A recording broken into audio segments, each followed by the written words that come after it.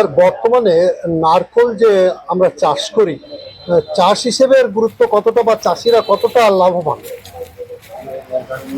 পশ্চিমবঙ্গে জমির পরিমাণ কম। আমরা নারকেল চাষে যে স্পেসিং দেওয়া হয় 7.5 মিটার ইন্টু 7.5 মিটার, তাতে বিঘেতে 25-30টা নারকেল গাছ ধরে। তো এই জন্যে অনেকে চাষে এগিয়ে আসতেন না, কিন্তু বর্তমানে ডাব বা নারকেলের যে বাজার দর হয়েছে, এই চাষটি যথেষ্ট সম্ভাবনাময় এবং লাভ দেখতে পাবেন চাষি ভাইরা। তো এই নারকেল নিয়ে আমি 1998 সাল থেকে বিধানচন্দ্র কৃষি বিশ্ববিদ্যালয়ে গবেষণা করি। নারকেলের বিভিন্ন জাত এবং তাদের চাষ পদ্ধতি আমার থেকে জানতে পারবেন। এখানে আমি খুব সংক্ষেপে বলছি। নারকেলের বেটে জাত, হাইব্রিড জাত এবং লম্বা জাত আছে, যেগুলো প্রত্যেকটাই তাদের দিক থেকে এক একটার এক এক বৈশিষ্ট্য এবং সবগুলোই উপযোগী আমাদের এখানে চাষ করার জন্যে। এই নারকেল চাষ করতে গেলে তার নির্দিষ্ট কিছু পদ্ধতি আছে। গাছ যখন লাগাবেন, চারা গাছটা খুব বিশ্বস্ত জায়গা থেকে কিনবেন, কারণ 5 বছর বা 10 বছর পরে যখন ফল আসতে শুরু করবে, তখন যদি ভুল ধরা পড়ে তাহলে সেটা খুব বুমেরাং হবে। তো সেই জন্যে ভালো জায়গা থেকে গাছ নিয়ে লাগাবেন। গাছ লাগাবার জন্য ভালো করে একটা গর্ত করে তাতে জৈব সার মিশিয়ে চারা গাছটি লাগাবেন। এবং বেটে জাতের ক্ষেত্রে আমরা কিছু কিছু ক্ষেত্রে সাফল্য অর্জন করেছি, বিশেষ করে গঙ্গাবর্ধন এবং আরও কয়েকটি সবুজ জাতের বেটে জাত আমাদের এখানে হচ্ছে, পরীক্ষামূলকভাবে করা হয়েছে। তাছাড়াও বেটে এবং লম্বা জাতের শঙ্কর জাত, সেগুলোও করা হয়েছে, সেগুলোও ভালো ফল দিচ্ছে। এবং লম্বা যে জাতগুলো, সেগুলোর যে মেন সমস্যা গাছে ওঠার সমস্যা ছিল, অনেকে এখন গাছে উঠতে চায় না, তার জন্য কিন্তু নারকেল গাছে চড়ার মেশিনও বেরিয়ে গেছে। খুব একটা বেশি দাম না, 3-4 হাজার টাকার মধ্যে পাওয়া যায়। সেগুলো এখন পশ্চিমবঙ্গেও পাওয়া যায়। তো কোনো দিক দিয়ে কিন্তু নারকেল চাষে অসুবিধা এখন কিছু নেই। আর তার যে মেন রোগ পাতা খাওয়া, রাইনোসেরাস বিটেল, বা এখন একটা সাদা মাছি লাগছে, নারকেল পাতাগুলো প্রথমে সাদা হচ্ছে পরে কালো হয়ে যাচ্ছে, তারও কন্ট্রোল বেরিয়েছে।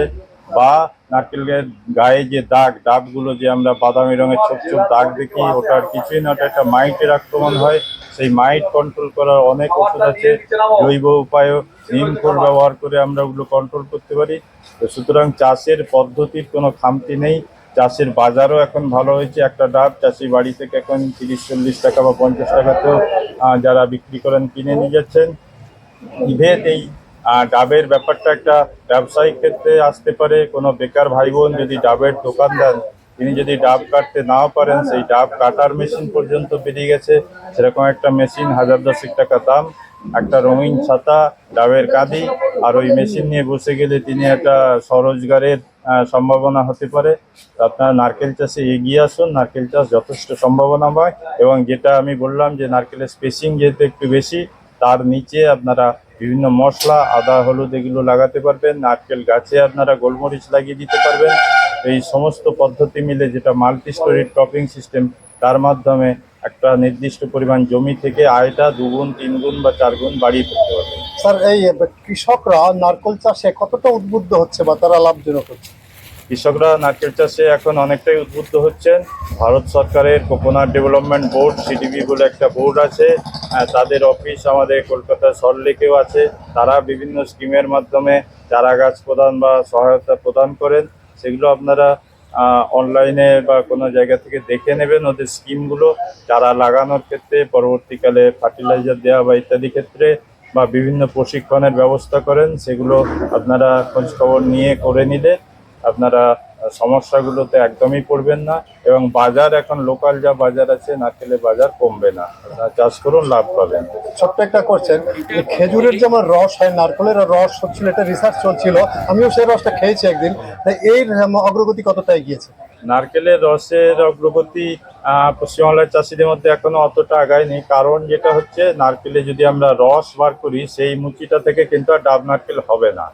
তো সেক্ষেত্রে আমরা সেই সমস্ত গাছগুলো বেছে নেব যেগুলোই মুচি আসে কিন্তু ফল ফুল ঠিক দাঁড়ায় না, সেটা জাতের কারণেই মেনলি হয়। সেগুলোর ক্ষেত্রে আমরা রসে যেতে পারি।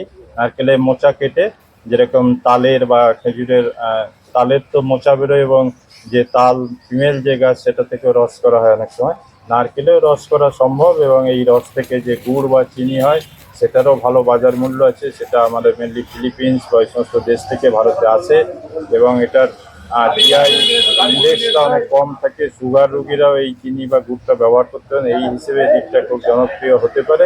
কিন্তু মেন যেটা সমস্যা হবে, ওই কাঁদিটার ফল পাওয়া যাবে না। তো সেই হিসেবে এখনো মাঝামাঝি পর্যায়ে আছে, খুব ব্যাপক প্রসার হয়নি, তো সম্ভাবনা আছে। আপনার পরিচয়টা যদি একবার বলেন। আমি অধ্যাপক দীপক কুমার ঘোষ।